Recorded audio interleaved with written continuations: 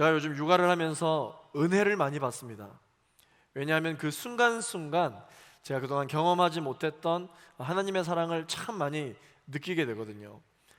육아를 하게 되면 피할 수 없이 모두 해야 하는, 부모라면 모두 해야 하는 게 있는데, 그게 뭐냐면 분유 타기, 분유 준비하기 입니다. 여러분들 혹시 조카가 있으시다면 그렇게 우유나 이유식을 준비해 보신 분도 있으시겠죠. 저는 굉장히 많이 하게 되는데 분유를 타면서 은혜를 받았습니다. 어떤 은혜를 받았느냐 하면, 냉장고에 잘 냉장 보관이 되어 있는 분유를 꺼내서 굉장히 뜨거운 물에 이제 온도를 맞춰야 하는 그 중탕의 과정이 있습니다. 제가 이쯤 되면은 이제 중탕이 됐겠지 싶어서 그 뜨거운 물에 제가 한번 이 젖병을 빼기 위해서 손을 넣었다가 이 물에 잠깐 손이 담겼었어요. 그랬더니 너무 뜨거운 거예요. 너무 뜨거워서 깜짝 놀라서 손을 뺐다가 이러다가 이 우유가 엄청 뜨거워져 있는 거 아니에요? 큰일 나겠네. 다시 식혀야 되는 게 아닌가 모르겠다라고 하면서 꺼낸 다음에 만져보았습니다. 어땠을까요?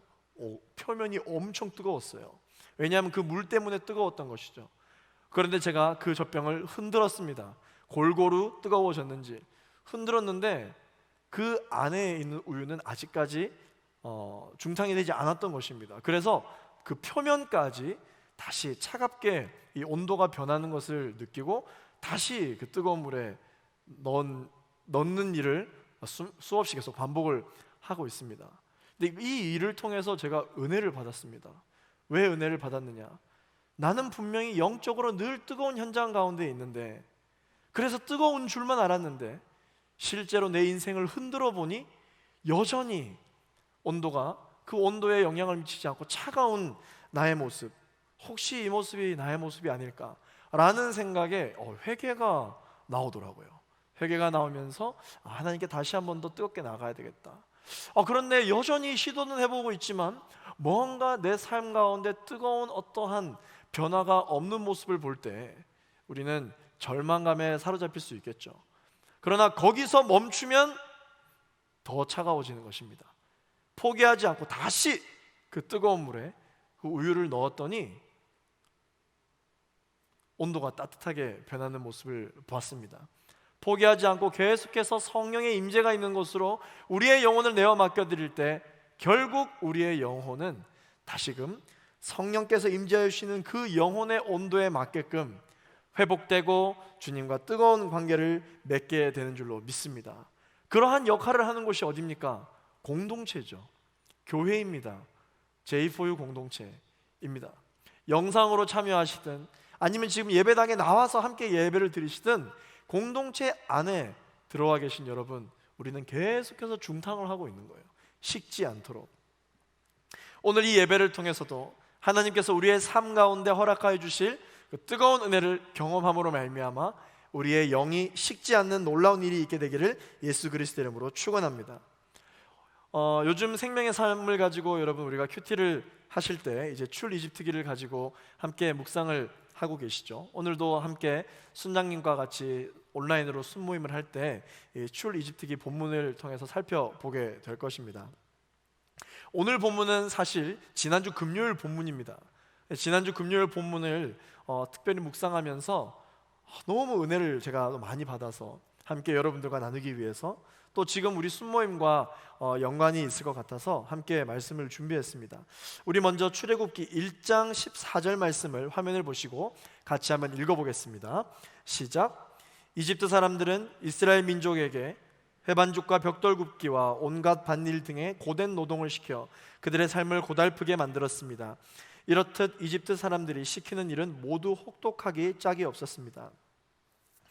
현재 이스라엘 백성들은 어떠한 삶 가운데 있느냐? 그 어떤 세대보다도 이 이집트라고 하는 나라 때문에 매우 힘든 상황 가운데 있습니다. 이집트의 억압으로 인한 지독한 고립감, 그 어떠한 비전과 인생의 계획도 세울 수 없는, 자유가 없는 그러한 시간을 이스라엘 백성들이 지금 현재 출애굽 이집트기 본문을 통해서 경험을 하고 있는 것을 우리가 알 수 있습니다. 이러한 고통 중에 탄식하는 이스라엘 백성들의 부르짖음을 하나님께서 들으셨습니다. 왜냐하면 하나님은 믿음의 조상들에게 이스라엘의 하나님이 되겠다라고 약속을 해주셨기 때문에 그들의 부르짖음을 들으셨습니다. 하나님께서 고통 중에 신음하는 이스라엘 백성들을 건져내시기 위해서 가장 먼저 행동으로 옮기신 일이 있습니다. 그게 무엇이냐면 바로 모세를 찾아가 그를 만나 주셨다라는 것입니다. 여러분, 왜 모세일까요? 이스라엘 백성들을 구원할 어떤 그 사람을 왜 모세로 하나님은 정하셨을까요? 모세가 좀 능력이 되나 보다, 모세가 좀 이렇게 빼기 좋은가 보다, 모세 정도 되면 한마디에 많은 사람들의 마음을 주님께로 돌이킬 수 있는 사람인가 보다 생각할 수 있겠지만, 그 당시 모세는 어떤 사람이었느냐? 왕도 아니었고, 더 이상 왕자도 아니었고, 제사장도 아니었고, 선지자도 아니었습니다. 그 어떠한 리더십이라 할 만한 영향력이 없었다는 거예요. 심지어 모세는 살인을 했을 뿐만 아니라 그 시체를 몰래 숨기기까지 했던 엄청난 죄인이었습니다. 이 일로 모세는 쫓겨난 왕자였고 현재는 양을 치는 목동에 불과했습니다. 그런데 하나님께서 모세를 부르셨다는 것은 어떤 의미를 우리가 깨달을 수 있나요? 하나님의 일을 하시는 데 있어서 이러한 배경은 하나님께서 크게 신경 쓰시지 않는다라는 것입니다. 여러분, 중요한 사람을 만날 때 여러분 어디서 만나십니까? 굉장히 화려한 곳에 예약을 잡고 그를 기다리시겠죠. 그렇게 식사를 함께 한 이후에 이제 여러분들이 그 중요한 사람과 본격적인 대화를 나누고자 할 때는 보다 화려하고 보다 많은 사람이 있고 볼거리가 많은 곳에서 식사를 하지 않고 단 둘만이 있는 조용한 곳으로 아마 여러분 장소를 옮기려는 계획을 가지실 것입니다. 그 사람과 나 두 사람만이 진지한 대화를 할 수 있는, 두 사람만이 서로에게 집중을 할 수 있는 바로 그곳으로 장소를 옮기실 거예요. 오늘 하나님께서 모세를 찾아가서 만나셨습니다. 하나님과의 모세의 이 만남이 이래요. 하나님께서 모세를 만나서 하고자 하셨던 말씀이 무엇입니까? 이스라엘 백성을 출 이집트하는 계획이었어요. 이 어마어마한 플랜을 화려한 곳에서 말씀하시지 않고 하나님과 모세하고만 교제할 수 있는 그곳에서 이 이야기가 시작되었다는 것입니다. 오늘 본문 말씀을 보니까 하나님께서 모세를 만나는 그 장소를 선택하신 곳이 어디입니까? 바로 호렙이라고 하는 산입니다. 호렙. 여러분, 이 호렙산, 이 산의 이름이 호렙인 건데 호렙이 원래 어떤 뜻인지 아십니까? 이 호렙이라고 하는 이 단어의 뜻은 폐허라는 뜻을 가지고 있습니다. 폐허, 흙더미, 이런 의미를 가지고 있는 단어가 바로 이 호렙입니다. 이 호렙산은요, 하나님을 만나는 장소답게 절정의 경치를 이루는 어떤 그러한 산이었을까요? 아닙니다. 그저 흙더미에 불과한 그러한 쓸모없는 산이었습니다. 그리고 오히려 가시덤불이 많은 그러한 볼품없는 산이었습니다. 사랑하는 청년 여러분, 하나님은 오늘 저와 여러분을 만나고 싶어 하십니다. 왜 만나려고 하시는 것일까요? 하나님이 약속하셨거든요. 저와 여러분에게 약속하셨을 뿐만 아니라 믿음의 조상들과 함께 약속하셨거든요. 여러분들의 하나님이 되겠다고 약속해 주셨습니다. 그래서 저와 여러분을 만나려고 하시는 것인데요, 오늘 하나님은 저와 여러분을 어디서 만나기를 원하시는 분이시고, 그 하나님은 어떤 하나님인지 오늘 본문을 통해 살펴보겠습니다. 하나님은 어떤 분이실까요? 첫 번째, 모세를 초대하시고 환대하시는 하나님이십니다. 오늘 본문 1절에서 2절까지 있는 말씀을 우리 함께 한 목소리로 읽어보겠습니다. 시작. 모세가 자기의 장인어른인 미디안 제사장 이드로의 양떼를 치고 있을 때였습니다. 모세가 양떼를 하나님의 산 호렙에 이르게 됐습니다. 그곳에서 여호와의 천사가 떨기나무 가운데 타는 불꽃 속에서 모세에게 나타났습니다. 모세가 보니 떨기나무에 불이 붙어 있는데 타지는 않았습니다. 여러분, 하나님이 모세를 찾아오신 곳이 어디냐면요, 일상입니다. 화려하고 전능하신 하나님을 맞이할 만한 그러한 궁궐과 같은 곳이 아니고, 하나님은 모세의 일상 속에 찾아오십니다.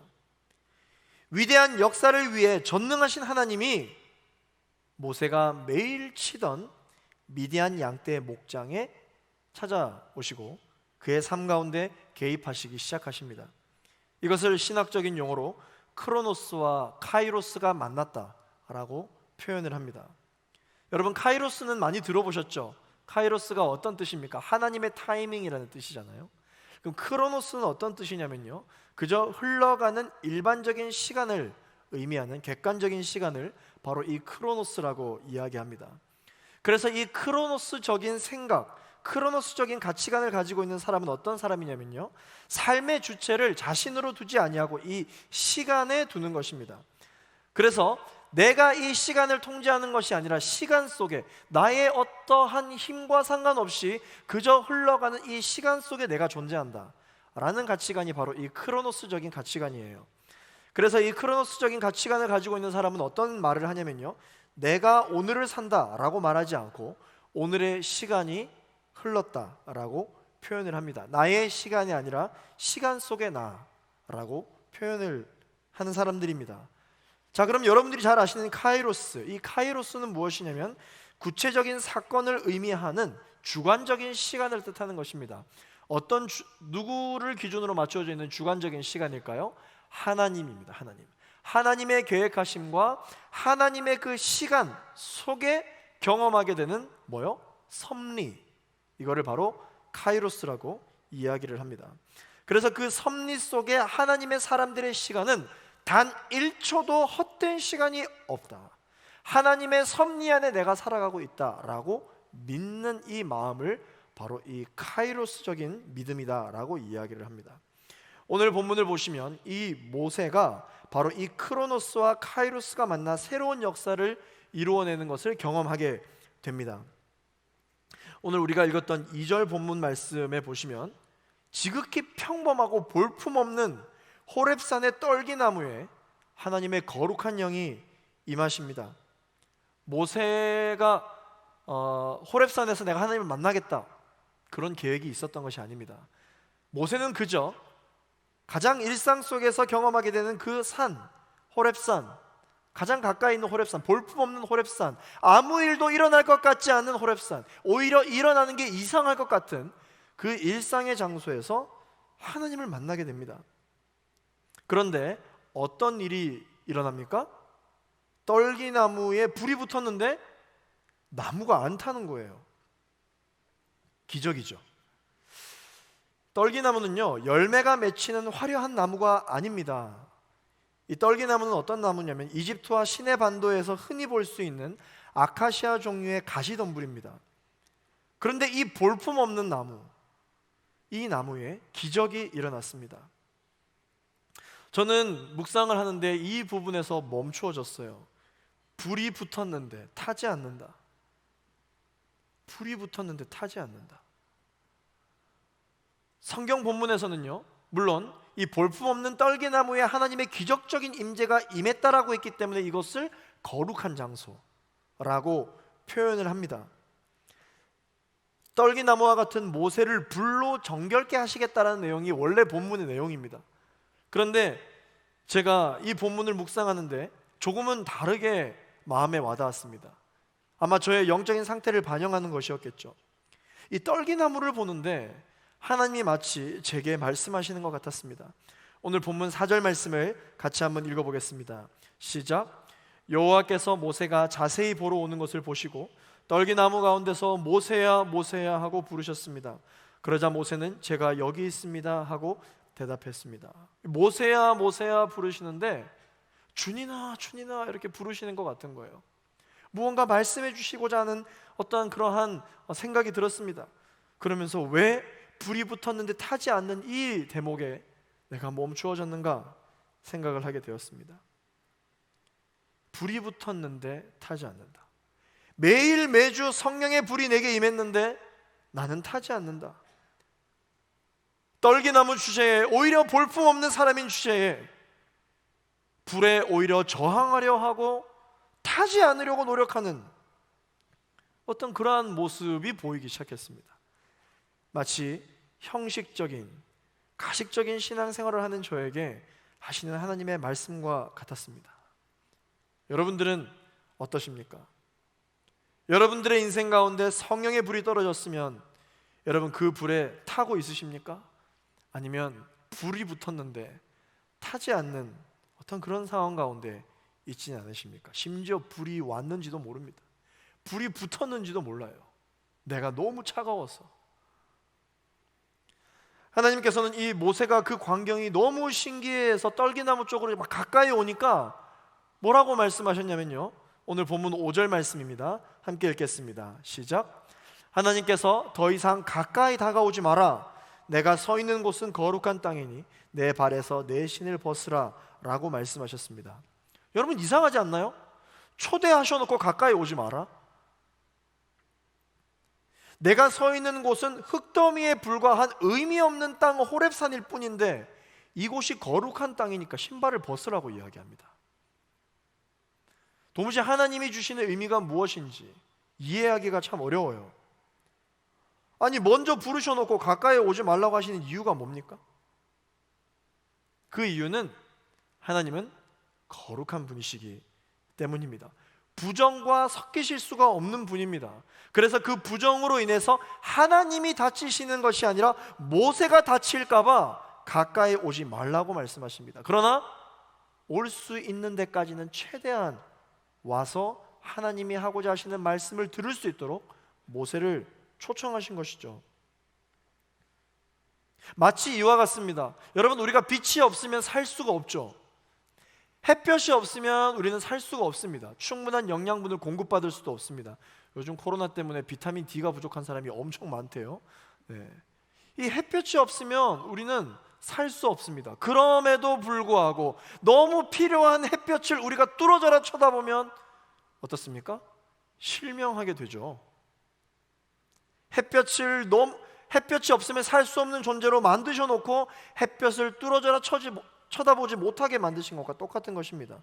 왜? 우리의 눈은 연약하기 때문에 그 햇볕을 다 담을 수 없고 그것에 저항하려고 몸부림치다가 끝까지 내가 눈을 부릅뜨고 쳐다보면 눈에 이상이 오는 것이죠. 똑같은 것입니다. 하나님은 거룩하시기 때문에 우리 같은 죄인이 하나님을 가까이 할 수 없습니다. 그러나 한 가지 기억해야 할 것은 무엇입니까? 하나님이 거룩하시기 때문에 그 볼품 없는 호렙산이 거룩한 땅이 되었다라는 것입니다. 하나님은 모세에게 신을 벗으라고 말씀하십니다. 자, 여러분 이 신발을 벗는다라는 게 여러분 어떤 의미가 있을까요? 신발을 벗는다는 의미는 모세를 환대하신다라는 의미입니다. 여러분 우리가 신발을 언제 벗습니까? 한번 생각해 보세요. 여러분 집에 가실 때 신발을 벗죠. 특별히 굉장히 깨끗한 곳에 갈 때 여러분 신발을 벗습니다. 여러분 특별히 내 방에, 내 안식처에 들어가게 될 때 신발을 벗습니다. 이것은 친밀함을 뜻하는 것입니다. 굉장히 가까움을 뜻하는 것입니다. 하나님이 모세를 하나님이 계신 곳으로 초대했죠. 왜요? 이야기를 하려고, 대화를 나누려고 하나님이 계신 곳으로 모세를 초대했습니다. 모세는 그 당시 어떤 상황에 있었습니까? 40세 때에 이집트 왕궁에서 도망쳐 나와가지고 광야에서 40년을 나그네로 살았던 순간이었습니다. 한때 모든 것을 가졌으나 지금은 모든 것을 잃어버린 모세를 하나님의 방으로, 하나님이 계신 곳으로 초대했어요. 두 번째, 하나님은 어떤 분이시냐면요, 초대하시고 비대면으로 말씀하시는 하나님이십니다. 하나님의 초대를 받은 이 모세는요, 말씀에 순종하여 신발을 벗습니다. 신발을 벗고 드디어 하나님이 계신 곳에 와서 하나님을 만났는데, 모세가 자기의 얼굴을 가린 채 하나님의 말씀을 듣기 시작했습니다. 왜 그랬던 것일까요? 6절 말씀을 같이 한번 읽어보겠습니다. 시작. 그러고는 나는 내 조상의 하나님, 곧 아브라함의 하나님, 이삭의 하나님, 야곱의 하나님이다 라고 하셨습니다. 그러자 모세는 자기 얼굴을 숨겼습니다. 모세는 하나님을 보기가 두려웠기 때문이었습니다. 여러분, 본문을 보세요. 이게 뭡니까? 하나님을 앞에 두고도 하나님을 직접 대면하지 못하는 비대면적인 상황입니다. 모세는 그렇게 하나님과 비대면으로 만난 거예요. 왜 대면하지 못했다고 되어 있나요? 하나님은 너무 거룩하시기 때문에 모세가 하나님을 보기가 두려웠던 것이다. 여러분, 오늘 우리가 그 두 번째 영상을 보셨을 때 온라인 커뮤니티를 여러분 소개 받으셨죠? 이 온라인 커뮤니티라고 하는 공동체를 저희 교회에서 새롭게 개척을 하는데, 감사하게도 제가 함께 섬기게 돼서 그간 열심히 준비를 했습니다. 이 기획팀 회의를 하는데 어떤 한 집사님이 그렇게 이야기를 하시더라고요. 우리 요셉 공동체에서 또 청년 생활을 잘 하시던 분이신데, 이제 또 성인에 가셔서 함께 이 기획팀 회의에 오시게 되었습니다. 그분이 그런 이야기를 하시더라고요. 사실 우리가 이 온라인 커뮤니티 마치 기존에는 없었던 공동체라는 식으로 이 온라인 커뮤니티에 대하여 굉장한 특별한 의미를 많이 부여하는데, 저는 사실 그렇게 특별하다고 생각하지 않습니다. 왜냐하면 하나님은 항상 저희에게 비대면으로 말씀하시거든요. 하나님은 항상 저희에게 온라인으로 말씀을 하셨거든요 라고 이야기를 하시는 거예요. 제가 그렇게 이야기를 들으면서 무릎을 쳤습니다. 이야, 생각해보니까 진짜 그러네. 우리의 죄악으로 인해서 하나님과 나 사이는 갈라놓아져 있고, 우리 지난주 이사야 본문 말씀을 통해 우리가 살펴봤죠. 하나님을 보고 싶지만 직접 보면 내 눈이 멀어버리고, 육성을 듣고 싶지만 직접 들으면 내 귀가 멀어버리고, 하나님의 옷자락을 만지고 싶지만 그 손을 직접 잡아버리면 나는 죽게 될 테니까, 하나님 항상 우리에게 이 성경책이라고 하는 말씀으로 우리를 만나주시고, 또한 성령 하나님으로 우리의 마음 가운데 감동을 주심으로써 어떠한 매체를 통하여 만나주시잖아요. 비대면으로 하나님은 늘 계속 만나주시고 있으셨던 것입니다. 이 상황이 특별한 상황이 아니에요. 우리 기준으로 보았을 때 온라인이라고 하는 상황이 굉장히 특별한 상황일 뿐인 거죠. 사랑하는 우리 제이포의 동역자 여러분, 우리가 하나님과 친밀한 관계를 맺는 것은 사실 온라인이냐 오프라인이냐 그게 중요한 것이 아닙니다. 하나님은 시공간을 초월하시는 분이시기 때문에 그런 대면 상황이라든지 비대면 상황 이런 거에 상관하지 않으십니다. 누가 상관하느냐? 우리가 상관하죠.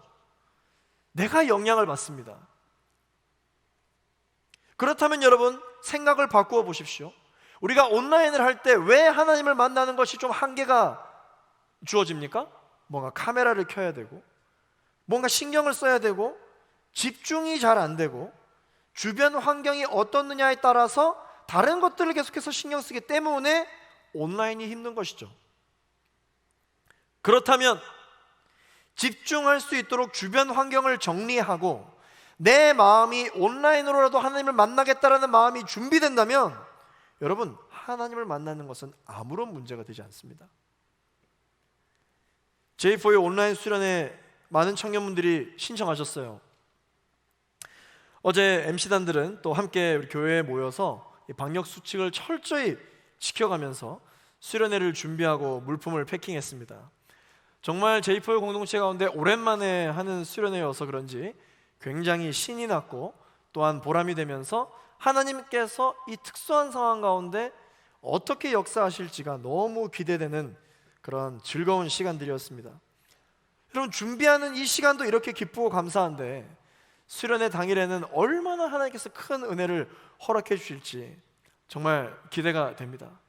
또한 하나님의 은혜가 많이 준비된 곳일수록 무엇이 있을까요? 영적인 공격이 있습니다. 영적인 공격이 있어요. 은혜가 많이 준비되어 있을수록 사탄도 굉장히 많은 전략을 가지고 있습니다. 여러분들 수련회를 신청하신 분들을 포함하여 수련회 신청을 고민하시는 분들도 이 분별력이 있어야 됩니다. 어떻게 해서든지 여러분들을 일어서지 못하게 만들려는 세력들, 어떻게 해서든지 여러분들을 하나님을 만나지 않게 하려고 하는 세력들 존재한다는 사실을 여러분 꼭 기억하셔야 합니다. 신청한 것으로 끝나지 않습니다. 두고 보십시오. 금요일 저녁에 제일 중요한 스케줄이 생길 거예요. 그래서 내가 수련회 신청은 했는데 이거 너무 중요한데 어떻게 해야 할 것인가에 대한 고민의 순간이 분명히 옵니다. 갑자기 컨디션이 안 좋아진다라든지, 갑자기 집중하기 어렵다라든지, 잘 되던 인터넷이 갑자기 안 된다라든지. 할렐루야, 이런 일이 없어야 할 텐데 갑자기 두렵네요. 네. 은혜로운 곳일수록 여러분 더 그런 게 많아요. 여러분, 오늘 수련회 신청 마지막 날입니다. 다 신청하시길 바랍니다. 고민하지 마시고 신청하시길 바랍니다. 신청하신 분들에게 또한 많은 집중해서 수련회를 진행할 수 있는 것들을 준비하고 또한 여러분들 가질 수가 있습니다. 그러나 이제 몇 개 안 남았습니다. 여러분들 고민하시는 분들은요, 빨리 오늘 신청하셔서 많은 은혜를 누리시게 되기를 바랍니다. 그리고 이미 신청하신 분들은요, 이 수련회를 여러분 기도로 잘 준비하셔야 합니다. 주님을 여러분 방에 초대하는데 여러분 방이 더러워서 되겠습니까? 요즘 온라인으로 회의하고 온라인으로 만나면 상의는 굉장히 깔끔하고 하의는 이렇게 잠옷 차림으로 하는 게 하나의 문화가 됐다라고 이렇게 많이 우스꽝스럽게 이야기를 하기도 하는데요. 여러분 온라인이든 오프라인이든 할 것 없이 주님을 여러분 방에 초대하는데 여러분 화면에만 나오는 뒤쪽만 깨끗해서 되겠습니까? 여러분 보이는 앞쪽 시선도 집중할 수 있도록 깨끗하게 정리하시고, 또 여러분들도 주변에 기도하고 주님이 여러분 방에 왔을 때 여러분 흡족하실 수 있도록 좀 깨끗하게 치우시기를 바랍니다. 왕이 내 방에 오신다니까요. 깨끗하게 하지 않을 수가 없죠. 또 용모도 단정하게, 옷도 예쁜 거 입고 여러분 참여하시기를 바라겠습니다. 내가 너무나도 사랑하는 주님 만나는 날이니까요. 마지막으로 여러분 오늘 본문을 통해서 하나님은 어떤 분이신지 우리에게 말씀해 주십니다. 지금도 우리와 함께 하시는 하나님이십니다. 오늘 본문 7절에서 8절까지 말씀을 같이 한번 읽어보겠습니다. 시작. 여호와께서 말씀하셨습니다. 내가 진실로 이집트에 있는 내 백성들의 고통을 보았으며 그들이 감독관들 때문에 울부짖는 소리도 들었다. 나는 그들의 고통을 잘 알고 있다. 그래서 내가 내려온 것이다. 내가 그들을 이집트 사람들의 손에서 구해내고 그 땅에서 그들을 이끌어내어 아름답고 넓은 땅, 젖과 꿀이 흐르는 땅, 곧 가나안 족속과 헷 족속과 아무리 족속과 브리스 족속과 히위 족속과 여부수 족속의 땅으로 인도할 것이다. 아멘. 하나님이 모세에게 어떤 말씀을 주시냐면요, 지금 갈피를 잡지 못하는 방황하는 많은 이스라엘 백성들을 젖과 꿀이 흐르는 땅으로 인도해 주시겠다고 말씀해 주십니다. 새로운 땅으로, 새로운 환경으로 인도해 주시겠다고 말씀해 주십니다. 여러분 이 출이집트기를 읽다 보시면 이 약속의 땅, 젖과 꿀이 흐르는 땅, 가나안 땅, 이 땅이 굉장히 많이 나오거든요. 이 출이집트기에 있어서 이 땅은 생명을 뜻하는 것입니다. 땅 이꼴 생명이에요. 반대로 생명의 반대가 뭡니까? 죽음, 사망이죠. 이 사망을 뜻하는 단어가 출이집트기에 무엇으로 나오냐면 물입니다. 물. 이 물이 사망을 상징합니다. 이 출이집트기에서는요. 왜냐하면 이스라엘 백성들, 그 당시 이스라엘 백성들에게 있어서의 이 물 하면 뭘 떠올렸냐면 바로 노아의 홍수 사건을 떠올렸거든요. 하나님이 물로 심판하셨기 때문에 물이 굉장히 이들에게는 트라우마예요. 두려운 어떤 존재입니다. 이 물이라고 하는 것이. 여러분 모세 하면은 뭐가 제일 먼저 떠오릅니까? 모세 하면 여러 가지 기적을 일으켰는데 뭘 제일 먼저 떠오르세요? 홍해의 기적이죠. 홍해의 기적입니다. 여러분 이집트 바로 왕에게서부터 쫓김을 당하고 있는 이스라엘 백성들 앞에 딱 놓여 있는 게 뭐였습니까? 홍해. 홍해를 보자마자 이스라엘 백성들은 뭘 먼저 떠올렸을까요? 아하, 이제 우리는 심판받는구나. 이 물로 심판받는구나. 노아 때처럼 우리는 이제 다 죽었다. 그런 생각을 했었을 것입니다. 그런데 하나님은 백성들의 가장 쓴뿌리이고 가장 연약하고 가장 두려워하는 존재인 이 물, 이 트라우마를 치료하시기 시작하신 기적이 바로 홍해의 기적이에요. 하나님은 이스라엘이 가장 두려워하는 이 물을 사용하셔서 이제는 물이 사망을 상징하는 것이 아니라 구원의 상징물로 바꾸시는 사역을 시작하신 것입니다. 이게 하나님이 일하시는 컨셉이에요. 오늘 하나님께서는 저와 여러분을 사로잡고 있는 모든 한계와 트라우마 또한 사망에서 생명으로 바꾸실 놀라운 계획을 가지고 계십니다. 오늘 저와 여러분에게 있어서 이 한계와 트라우마는 어쩌면 온라인이라고 하는 것일지도 모르겠습니다. 비대면, 언택트, 이 모든 것이 우리에게 한계일지도 모르겠습니다. 경험해보지도 않았으나 이미 온라인이라고 하면 좀 어렵지 않을까라는 그런 생각들이 저와 여러분 모두에게 있습니다. 제가 간증 하나를 하려고 합니다. 사실은 이번 한 주 온라인에 대한 부정적인 생각이 굉장히 가득했던 한 주를 제가 보냈습니다. 온라인 커뮤니티와 온라인 수련회를 함께 준비하면서 여러 가지 한계에 부딪혔던 것이 사실입니다. 이래서 안 되고 저래서 안 되고, 이러면 안 될 것 같고 저래서 안 될 것 같고, 너무 어렵고 너무 한계에 많이 부딪혔어요. 산 넘어 산이었어요. 문제 하나를 간신히 해결하고 나면 끝일 줄 알았는데 문제 하나 해결하고 나니까 더 큰 문제가 있는 거예요. 또 이 문제를 해결했다 생각하면 완전히 다른 문제가 또 불쑥 튀어나와 버리는 것입니다. 아무리 견고한 벽도 계속해서 적은 충격을 지속적으로 주게 되면 실금이 가는 것처럼, 비록 성령 충만함으로 이 모든 사역을 시작했지만 계속해서 한계에 부딪히게 되면요, 저 역시 감정과 이 체력이 어두워질 수밖에 없습니다. 이번 한 주가 사실 그런 한 주였어요. 아무 죄 없는 저의 아내와 저의 아들에게 모든 것을 쏟아냈죠. 불쌍합니다. 그들이 저의 스트레스를 다 받아야 되니까 미안합니다. 결국 어떤 생각까지 하게 됐느냐, 이런 생각까지 하게 됐습니다. 괜히 했다. 원래 안 되는 거였어. 온라인으로 뭘 할 수 있겠어. 괜히 우리 가족만 다치잖아. 그냥 대충 하자. 실제 그런 생각을 했었습니다. 결국은 트라우마를 이겨내지 못하고 희망의 끈을 놓아버리려고 했던 바로 그 순간, 안 된다, 이건 안 되는 거야 라고 생각을 했던 그 순간, 하나님께서도 이제 더 이상 못 기다리시겠는지 저에게 찾아오셔서 말씀해 주셨습니다. 정말 드라마틱한 일이 있었어요.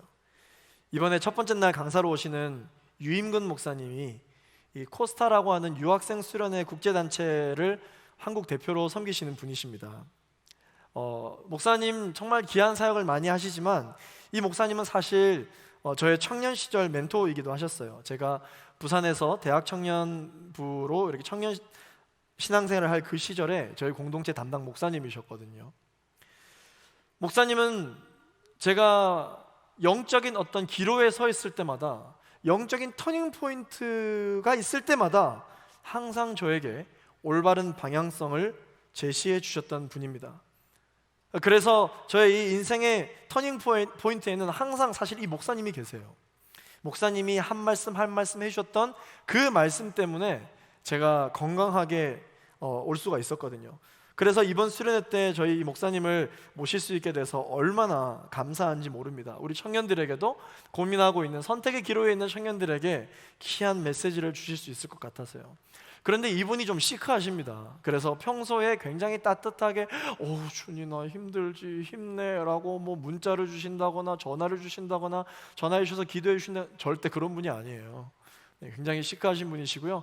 제가 뭐 여쭤보면 그래 화이팅! 이게 다예요. 그런 분이십니다. 그런데 제가 모든 걸 포기하려고 했던 그 순간 갑자기 이분한테 카톡이 먼저 왔어요. 항상 제가 먼저 했었는데 카톡이 갑자기 왔습니다. 그래서 제가 뭔가 잘못됐나 라고 눈을 비벼가며 다시 한번 확인을 했는데 목사님한테 카톡이 왔는데 뭐라고 온 줄 아시나요? 전 진짜 소름 돋았어요. 뭐 앞뒤 전후좌우 할 거 없이 갑자기 준이나 힘내라 힘, 오늘 저녁에 집에 가서 아내와 같이 커피 한잔 하렴, 스타벅스 쿠폰을 보내주시는 거예요. 그분이랑 교제하면서 처음 선물 받아봤습니다.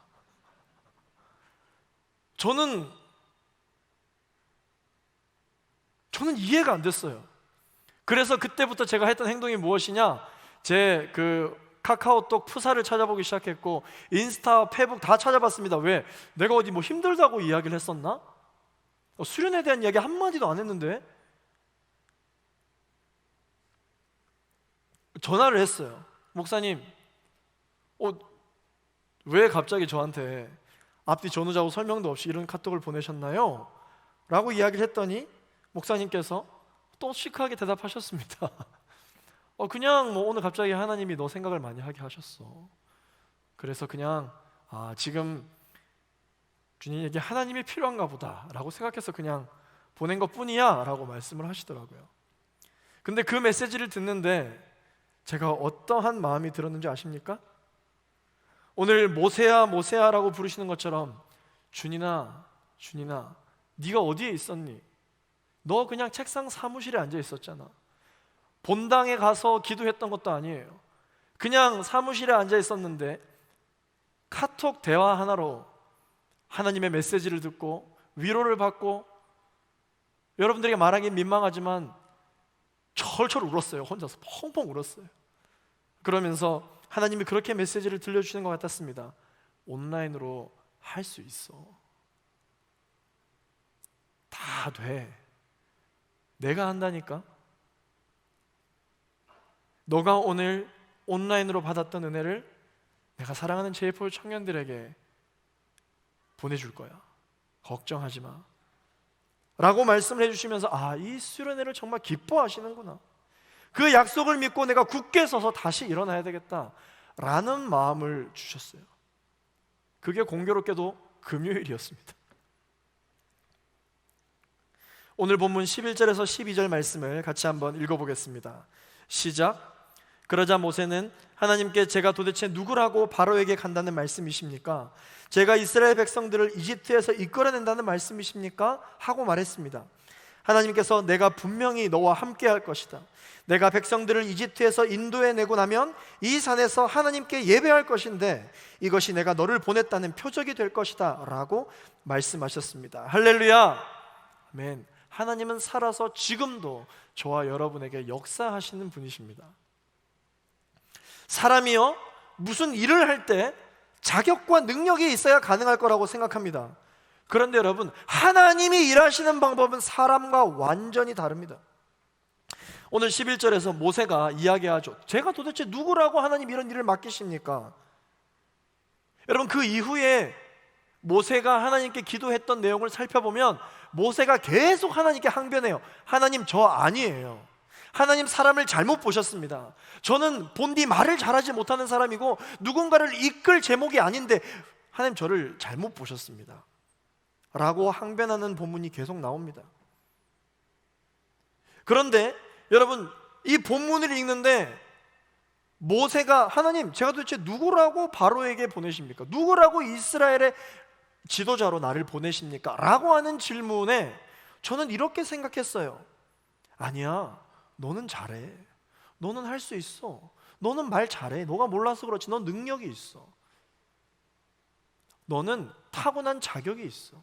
너 재능이 있어. 이렇게 말씀해 주실 줄 알고 구하지 않았을까? 저는 다시 한 번 더 생각해 봅니다. 그러나 하나님은 무엇이라고 답해 주시는지 아십니까? 자격과 능력이 있어서 너를 부르시는 것이 아니라 12절 말씀에 내가 너와 함께 할 것이다. 내가 분명히 너와 함께 할 것이다 말씀해 주시는 거예요. 수련회뿐만 아니라 여러분의 인생 가운데 하시게 될 모든 비전과 모든 직장 일들과 모든 사업과 모든 계획과 모든 일들은 여러분들의 자격이 있기 때문에, 여러분들의 능력이 있어서 가능한 게 아니라 하나님이 우리와 함께 하시기 때문에 가능하다라는 말씀이에요. 그러면 반대로 내가 아무리 모든 자격을 가지고 모든 능력을 가지고 있다고 준비가 다 됐다 할지라도 하나님이 함께 하시지 않으면 어떻게 될까요?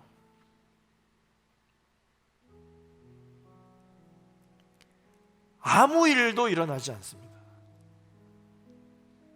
사랑하는 JF 청년 여러분, 그리스도인에게 가장 중요한 것은 능력이 아닙니다. 자격이 아닙니다.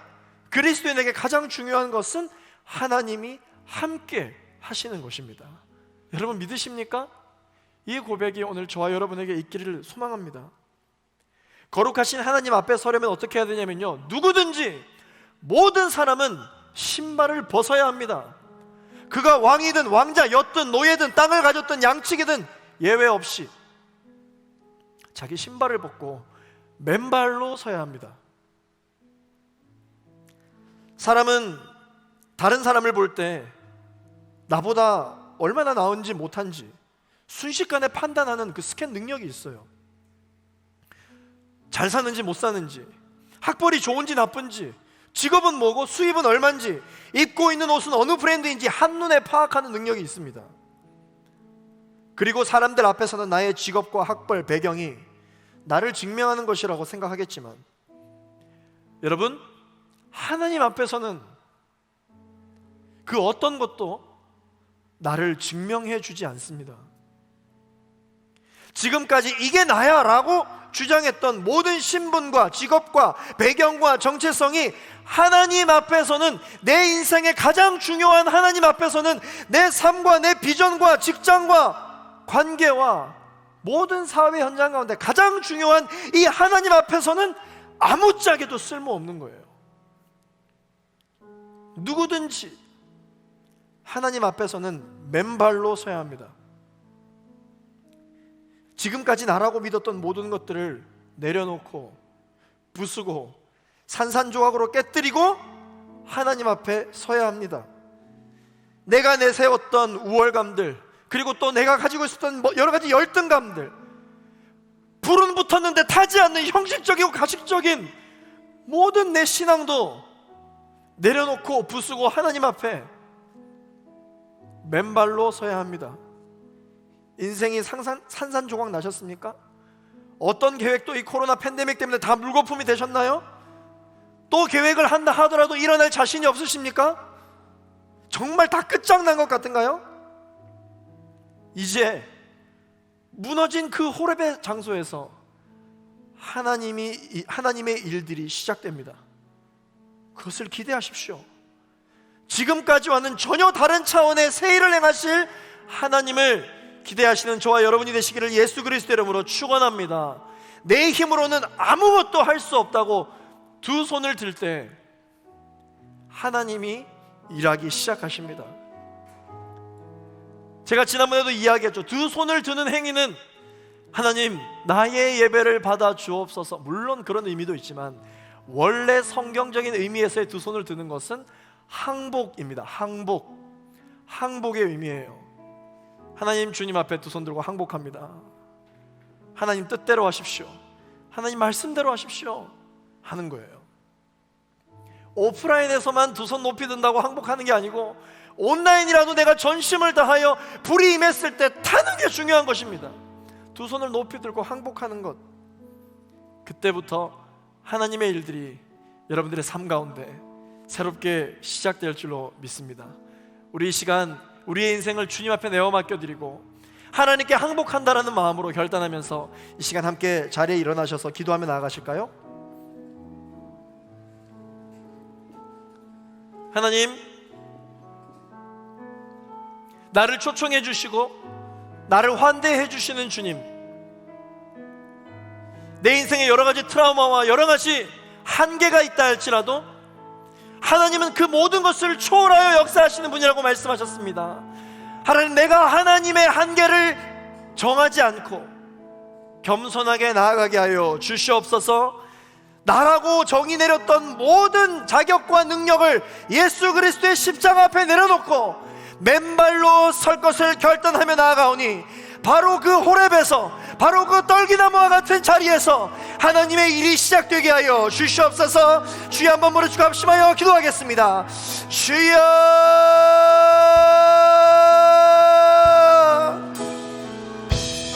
거룩하신 주님, 우리의 모든 삶 가운데 주의 마음으로 나아가게 하여 주시옵소서. 나의 시선으로 이 땅을 바라보는 것이 아니라 하나님 아버지의 시선으로 나아갈 수 있는 우리 모든 제2포 청년들 한 사람 한 사람 되게 하여 주시기를 간절히 바라기를 원합니다. 주님, 오 주님,